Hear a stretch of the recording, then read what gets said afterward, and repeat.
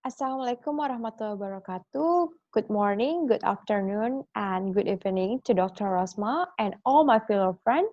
So today we are from peer presentation. Want to bring a topic about the application of organization development techniques in improving the quality of education.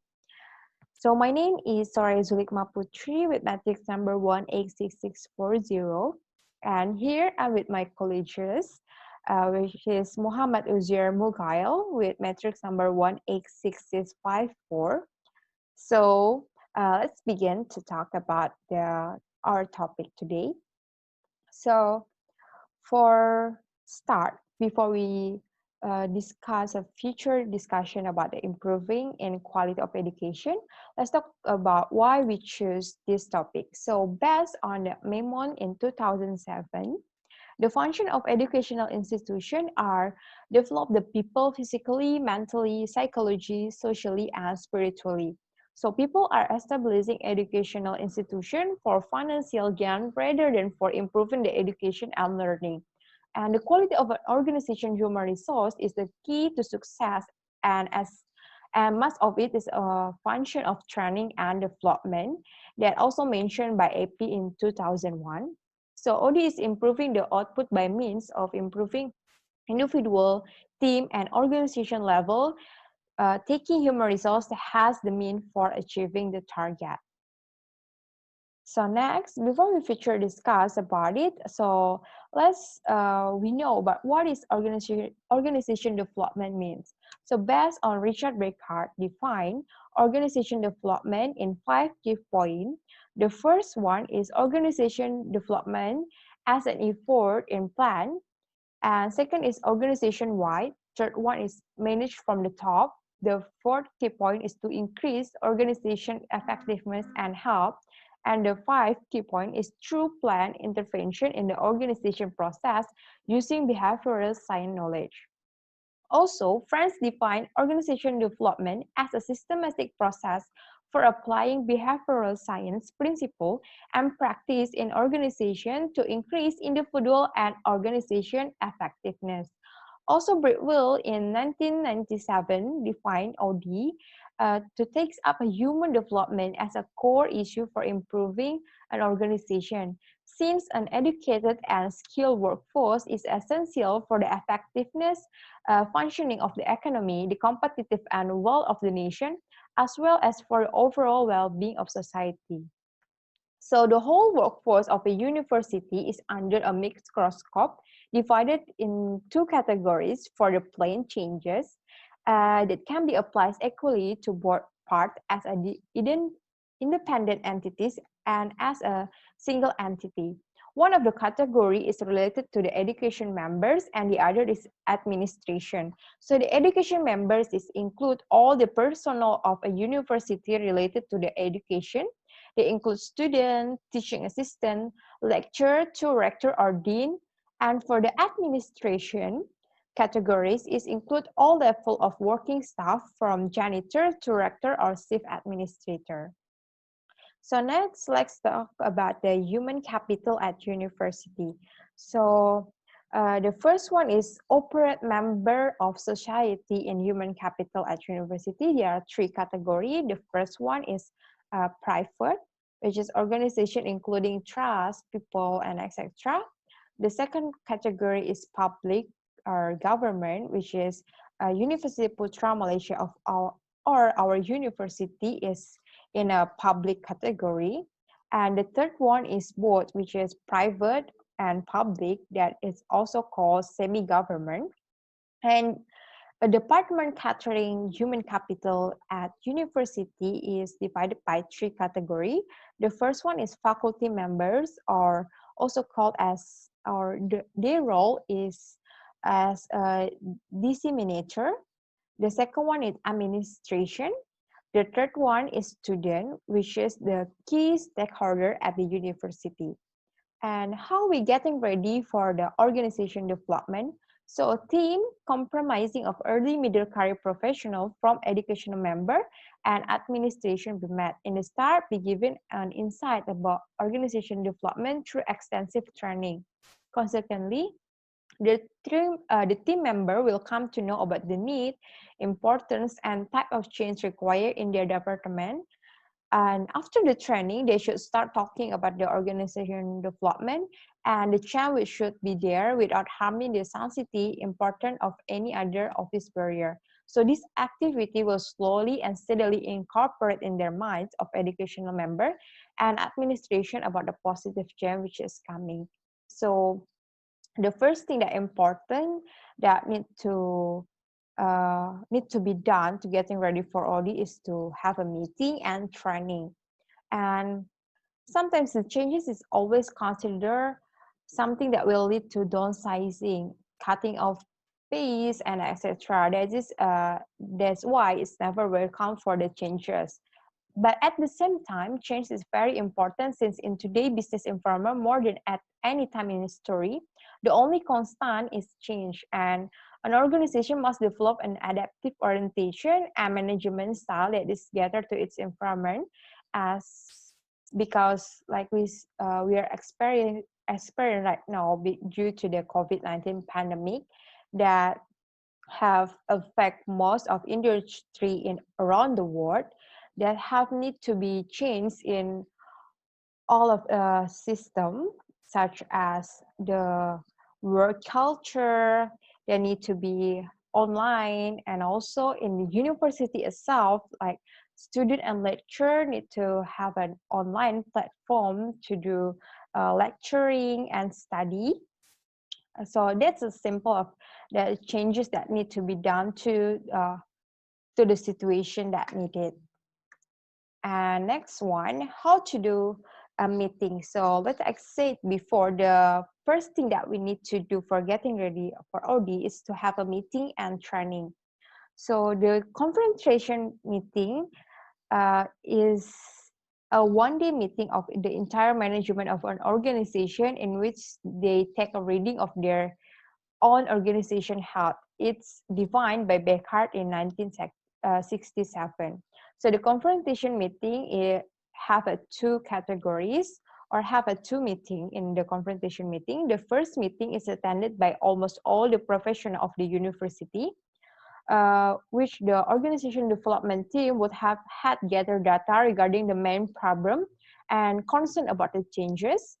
And the data gathered would be about the collective or faced by many problems that require everyone is interviewed to get the data at individual levels, so the audit team would know better the level concern of the problem and what is the main problem that need to be concerned of the audit team and the top manager or the management team.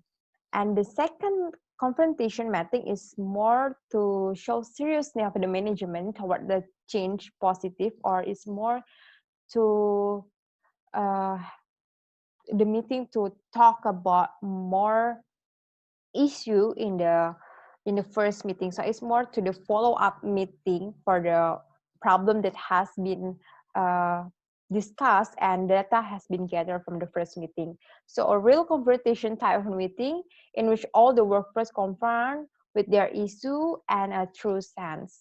So the outcome itself will tell the higher up whether the current scenario of the organization is aligned with the vision, mission, and objective of the overall organization.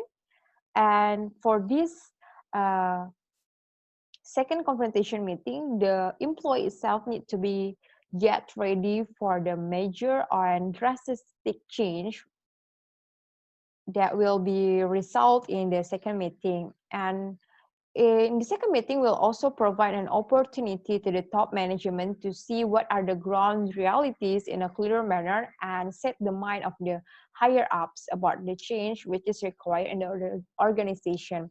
So the result of the second confrontation meeting will be given to the top management or management team to decide about their problems, to decide about the problem and find the appropriate solution for it.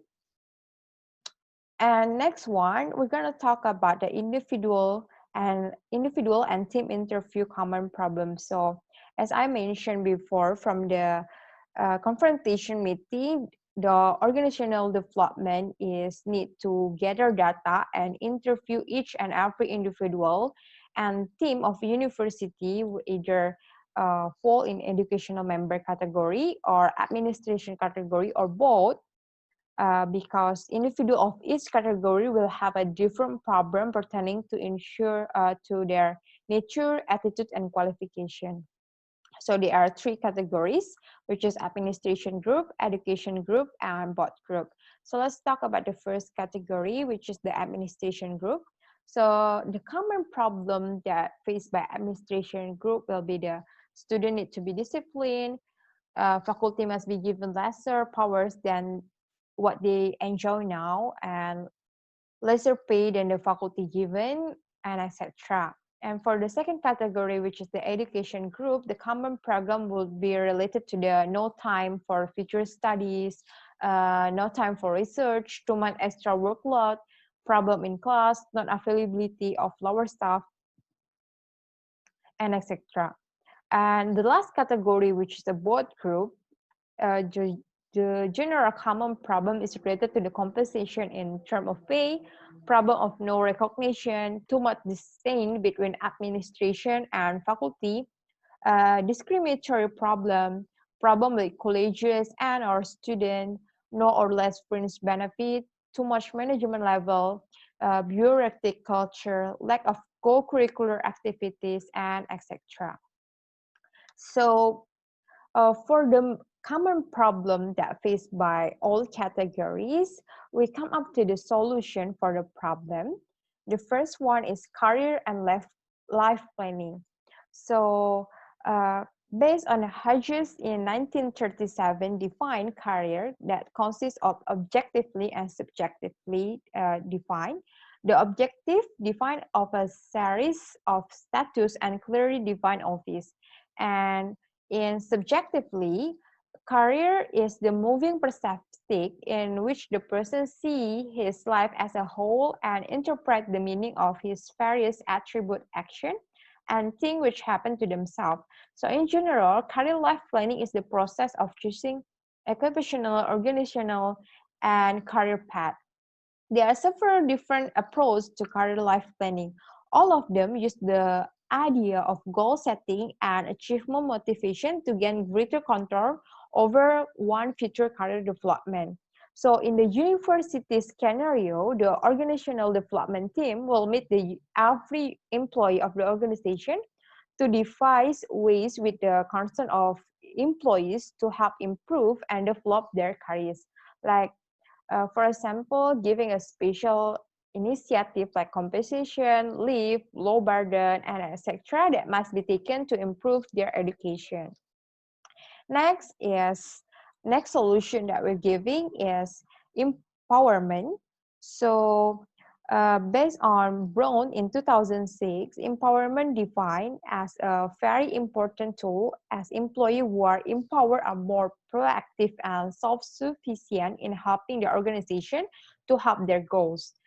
And Thompson and Galbert in 2006 defined empowerment as a responsibility in the obligation to act, authority is the power to act, and accountability is the measuring and reporting the act and accepting the consequences.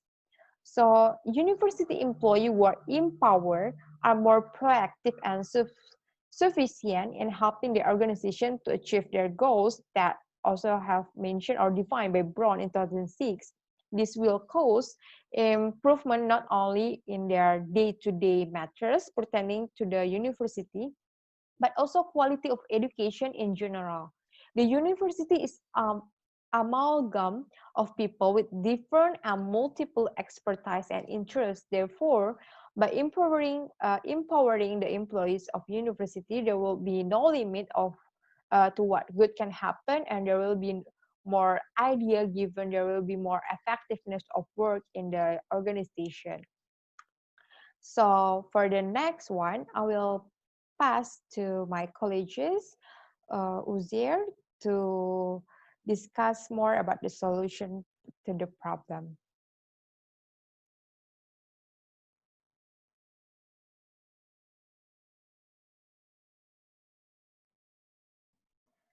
Okay, so that's all from me. Uh, Next, my colleagues will talk about more about the solution of the problem. So I will pass to Zaire.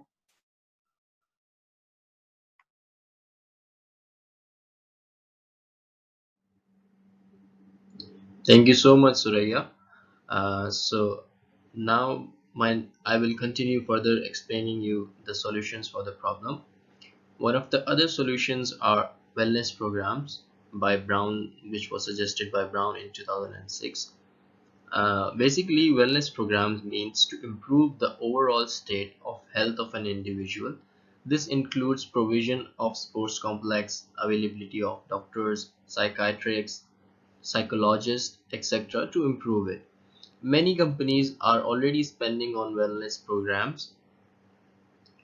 Every member of the organization be allowed to be a part of it and must be trained and must be motivated to improve their health, day-to-day activities, personal life, physical fitness exercises, etc. Similarly, a university should create a wellness programs. Every member of that organization should be allowed to be a part of it, and so that they can also improve their day-to-day activities and physical fitness exercises. As we have mentioned that many companies are already spending a lot on wellness programs. For example, there's Xerox company which has spent over 3.5 million on fitness and recreation center in its Virginia training facility. General Foods has health and fitness efforts for 50,000 employees in 30 locations. So next, another solution for this problem is recognition. So for recognition is a very important as it motivates and encourages the workforce to work with more enthusiasm even when the people know something is not right. Best thing to do, they still need encouragement, examples and rewards to maintain their desired behavior. Absence of recognition can cause serious damage to not only the workforce but also to the overall process of the workforce individual. All the workforce must be recognized accordingly, may be alone in the office, in the meeting, during meeting, events like convocation, gathering, notice board, etc. Recognition brings good input from all the workforce according to the Townsend and Grayson 2006. If the employee here thank you, the odds are good they will continue to help the company improve. Similarly, to improve performance by considerable amount on and off, workforce should be regarded. But the regard and recognition should not become so frequent and at surface only that the workers think of it as something ungenuine. Every recognition program must be prevented from becoming seen as an entitlement, something that is expected no matter what the contribution or effort on the part of the recipient. Recognition also stops and lessens the turnover. Even a sentence of appreciation can have a drastic effect. People do feel appreciated, stay longer at an organization, and work harder while they are. Recognition good affects down to students as well in the form of improved quality of education and recognition by itself, who in return will do wonders. So next, the final and last solution for this problem is training and development. Training and workshop must be a regular part of organization. Training as defined by Manpower Services Commission in 1981. It is basically a planned process to modify attitude, knowledge, or skill behavior through learning experience to achieve effective performance in an activity or range of activities. Its purpose, basically, in the work situation is to develop abilities of the individual and to satisfy the current and future needs of the organization. The training and workshop should be on improvement and development of skills like interpersonal leadership and management, decision making, stress management, emotional intelligence, time management, and so on. The question that who will attend which workshop will, however, depend on the critical importance of a person and similarity of the workshop and the problem, as this will substantially decrease the negative effect of training, which according to Rainbird and Murray in 1993 stated is much of the training reported was for organizational rather than individual development, suggesting that many employees would not regard the training they receive as training at all, since it neither imparts transferable skills nor contributes to personal and educational developments. Thus, in return, it will improve the productivity, which means quality of education at a university. So, this is the proposed OD model, the solution OD model, how in which OD steps for improving the quality of education in the university. Since at this stage, all the members of the university have received OD training, solving the problem at this level will be easier. And the quality problems and behavior problems will automatically be stripped away, as all of the university staff including the faculty has already gone through training and development phase according to this suggested OD model. So it will going to affect and it will going to provide a positive effect in improving the quality of education for the university. So, in conclusion, when all the staff of an organization are satisfied as an individual, team, or organization, they will serve their customers, in this scenario, the students and the country and the globe at large, in better manner. OD will cause synergy, improve in processes, quality, and better behavior will ultimately be met. It is because of the fact that almost all the mitigated problems, possible problems that can occur in an organization are mitigated by the OD model presented.